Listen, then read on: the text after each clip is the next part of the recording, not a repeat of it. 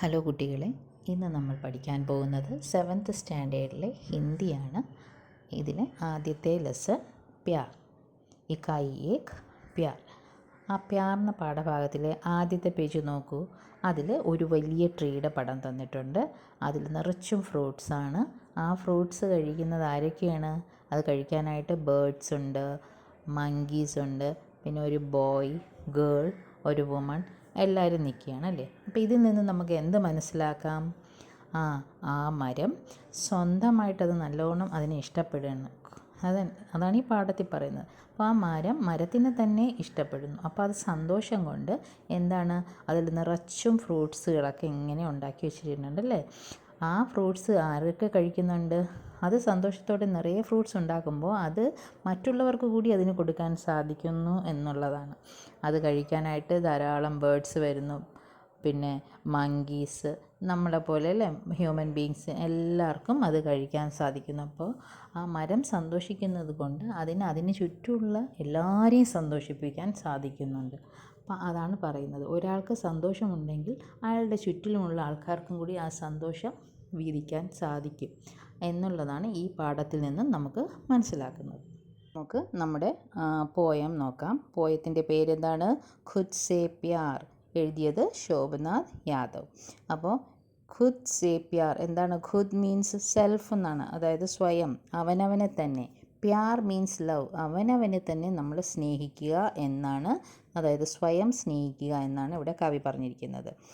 Sooraj അപ്നി ആഗ് say ഇത്തന Pyaar കരേ कि वह दे सके आग दुनिया को भी.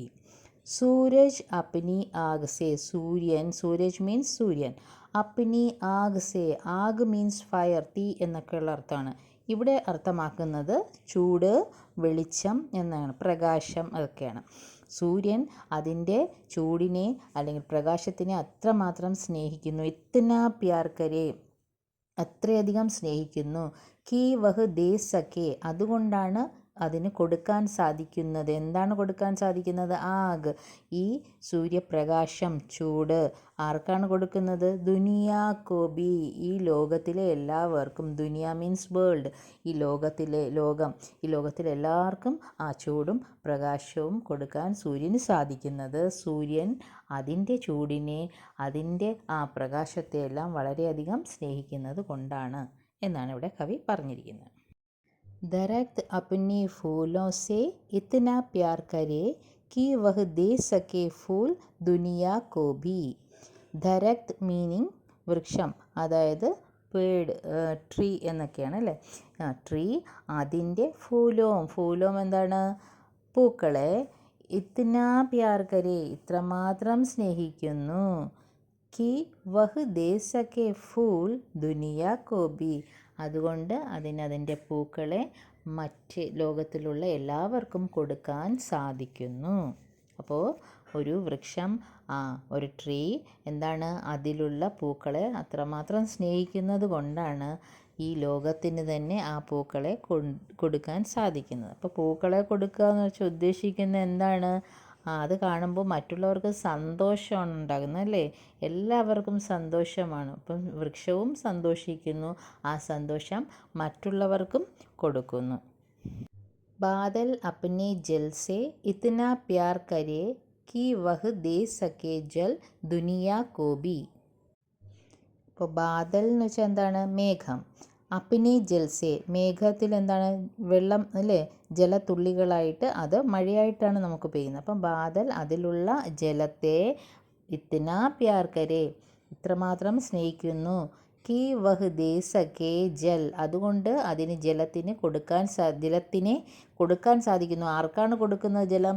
ദുനിയ കോബി, ലോകത്തിലെ ജനങ്ങൾക്കെല്ലാം, എല്ലാ ജീവജാലങ്ങൾക്കും ജലം കൊടുക്കാൻ സാധിക്കുന്നു. കാര്യം അതിന് ബാദൽ അതിൻ്റെ ജലത്തെ, ബാദൽ മീൻസ് മേഘം അതിൻ്റെ ജലത്തെ സ്നേഹിക്കുന്നത് കൊണ്ടാണ് അത് എല്ലാവർക്കും കൊടുക്കാൻ സാധിക്കുന്നത്. मैं खुद से इतना प्यार करूं कि दे सकूं प्यार दुनिया को भी. അപ്പോൾ ഇവിടെ കവി പറഞ്ഞിരിക്കുകയാണ്, ഞാൻ, മേം എന്ന് വെച്ചാൽ ഞാൻ, ഖുദ് സേ സ്വയം, സെൽഫ്, ഞാൻ എന്നെ തന്നെ സ്നേഹിക്കുകയാണ്. ഇത്തന പ്യാർ കരൂ, ഞാൻ എന്നെ തന്നെ ഇത്രമാത്രം സ്നേഹിക്കുകയാണ്. കി ദേ സകൂം പ്യാർ, അതുകൊണ്ട് എല്ലാവർക്കും എന്ത് കൊടുക്കാൻ സാധിക്കും? സ്നേഹം. ദുനിയാ കോബി, ഈ ലോകത്തിലെ എല്ലാ ആൾക്കാർക്കും സ്നേഹം നൽകാൻ എനിക്ക് സാധിക്കും. അപ്പം നമ്മൾ സന്തോഷമായിട്ട്, ഇതിൽ നിന്നും നമുക്ക് എന്താ മനസ്സിലാകുന്നത്? നമ്മൾ സന്തോഷമായിട്ടിരുന്നാൽ നമുക്ക് ആ സന്തോഷം മറ്റുള്ളവർക്കും പകർന്നു നൽകാൻ സാധിക്കും. ആ സമയം നമ്മൾ വിഷമത്തിലോ ദേഷ്യത്തിലോ അങ്ങനെ എന്തെങ്കിലും ആണെങ്കിൽ നമ്മളും ചുറ്റുപാടും അങ്ങനെയാണ് കാണിക്കുന്നത് അല്ലേ? നമ്മുടെ ചുറ്റുമുള്ളവരോടെല്ലാം അങ്ങനെയായിരിക്കും നമ്മുടെ പെരുമാറ്റം. അതുകൊണ്ടാണ് പറയുന്നത് എന്താണ്?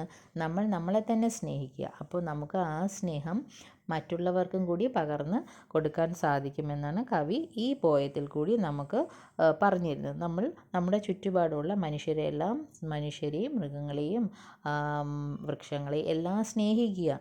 ആരോടും ദേഷ്യം വെച്ച് പുലർത്തേണ്ട ആവശ്യമില്ല എന്നാണ് കവി ഈ പാഠഭാഗത്ത് നിന്ന് നമുക്ക് മനസ്സിലാക്കി തരുന്നത്. ഈ പാഠത്തിൻ്റെ ബാക്കി ആക്ടിവിറ്റീസൊക്കെ നമുക്ക് അടുത്ത ക്ലാസ്സിൽ നോക്കാം. ക്ലാസ് ഇതോടുകൂടി കഴിയുകയാണ്. ഇന്നത്തെ ക്ലാസ് ഇഷ്ടമായാൽ ചാനൽ സബ്സ്ക്രൈബ് ചെയ്യുക. താങ്ക്